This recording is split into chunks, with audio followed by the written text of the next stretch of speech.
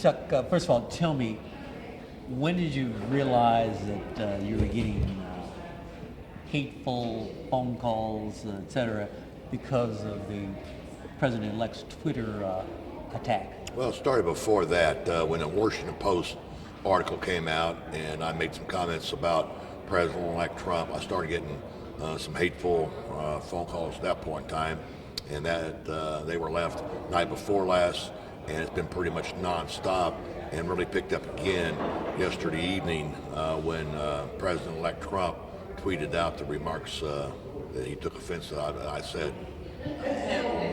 First of all, what was the most, fearful things that the people said? Nothing's been real fearful. They say, we know where you live, we know what you drive, we know you got children, but, they were just people venting. And did they say why they care about all this?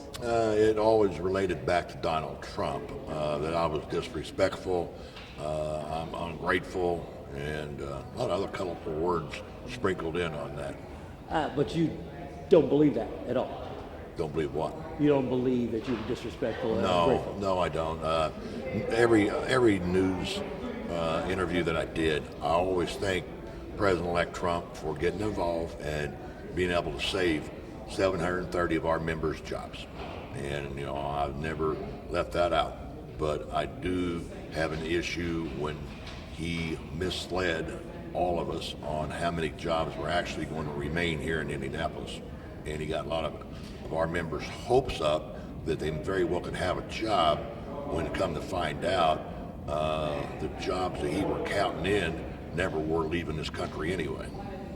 So in his Twitter attack, he says that you were a terrible leader and they need to stop charging union dues so much. Well, what do you say to that? Well, he's called me a terrible union leader. I'm taking that as a compliment from him, because we must be doing something to have a good wage rate for our people where they can live and provide for their families, and good benefits, because what he does is he spends millions of dollars on his casinos and his hotels to keep unions from being involved in that. So we do the best we can to try to have the people have the best wages and benefits they possibly can get. Is it?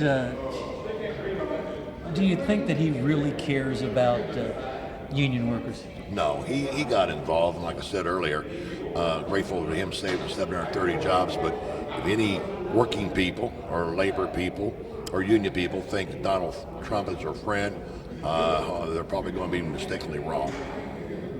And why do you say that? Well, because Mr. Trump's got a history of fighting unions in his own facilities. Mr. Trump's got a lot of businesses not in this country, so I don't expect that he will change his views on what the middle class and the working class people need in order to survive in this country. And you don't regret anything you said about him? No, I don't. He took it as a personal attack. I was clarifying his misleading statements. I do not take anything back. I was right on the numbers. I was right on what he said. He got up in front of the carrier people last Thursday and said that he didn't campaign to try to tell people that he was interested in saving the carrier jobs, and he was just told an out-and-out falsehood there. If you could talk to Donald Trump right now, what would you tell him? I would tell him that, he got irritated over an issue that I was just trying to clarify. If he's interested in sitting down with me and the rest of the labor movement to try to see what we can do to keep these jobs, 550 jobs that are going to Monterrey, Mexico, from the carrier facility in Indianapolis, and the 300 jobs at Rexnord, I'd be glad to sit down with him and see what we can get worked out to try to keep people employed here in this city. But you don't think he would do that? Well, I don't know. We'll see. Anything that I've not asked you think people need to know? Yeah, I just want people to realize, this isn't about necessarily unions. The people that are losing their livelihood happen to be represented by labor unions, but they're human beings, never ask for a handout for the most part. All they want to do is have an opportunity to have a job to provide for their families. I want everybody to understand that. Thank you.